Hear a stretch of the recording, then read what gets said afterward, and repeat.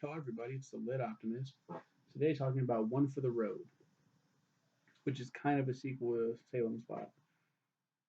Not a direct sequel, but it takes place after Jerusalem's Lot and Salem's Lot.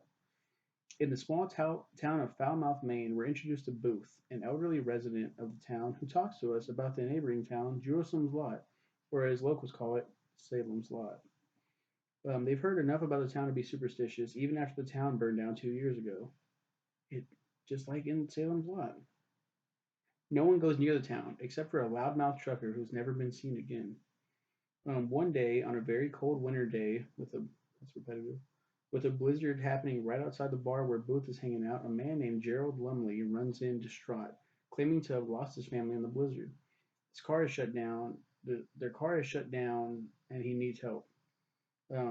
Being an out of towner, he has no idea about Salem's Lot. But when the townsfolk of Falmouth hear that that's exactly where the car broke down, they refuse to help. Booth gets bar owner and close friend Herb Tookie Tooklander, to drive out there with Lumley to try and save them. Fearing the worst, they find exactly what they thought they would. Gerald's wife and daughter have been turned into vampires. Transfixed by his wife's gaze, Lumley becomes the easiest of targets and is turned as well.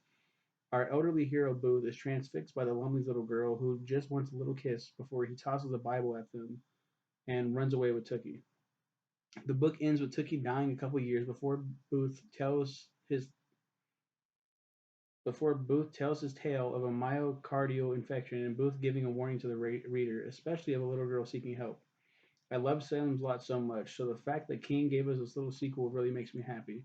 It kind of hurts that some of the vampires survived, but the visual that's planted in your head, the woman with her dress blowing in the wind, in the snowy wind, just standing as the snow blows crazily around her, and the little girl with those striking eyes. Ugh, I've never wanted to see a short story brought to life as much as I do now.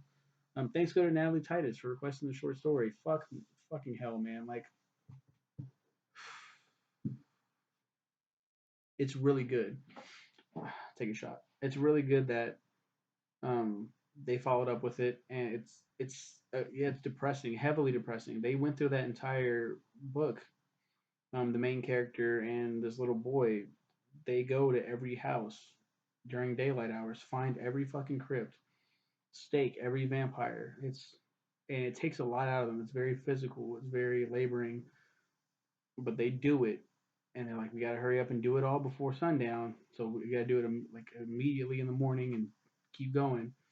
Kill every fucking because they've basically turned almost every resident into vampires except those two, and then they burn the town down, ensuring that this cursed town can never harm anyone ever again. And still, from the ashes, vampires are back in this fucked up town, in this ghost town now.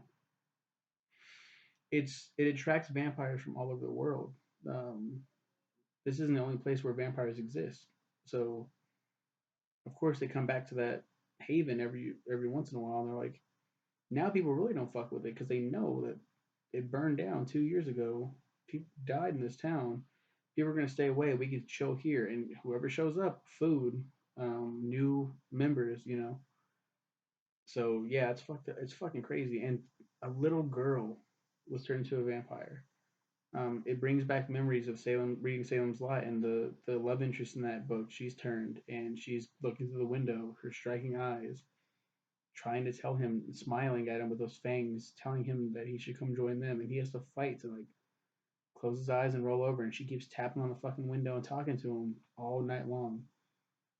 And then you hear like a shrieking, and she has to get out of there because the sun starts to come out. It's very much like that. A little girl just standing out in the snow, and that's what makes it creepier. That's during the day. Then it's got to be during the day, or it's just so much snow that's blocking out the sun, or it could be darker, but it's light out because of the snow. Snow is so beautiful. I love the cold. I love the snow. I love walking in the snow. And I'm an early riser. I'm an early worker. So I walk to work all the time. When I worked at Walmart, it was a much longer walk. I could appreciate the snow a little bit more than I do now. That's a very shorter walk. It's still, if you wake up early in the morning, there's no traffic. Street lights are on. The snowfall coming down. It's very peaceful.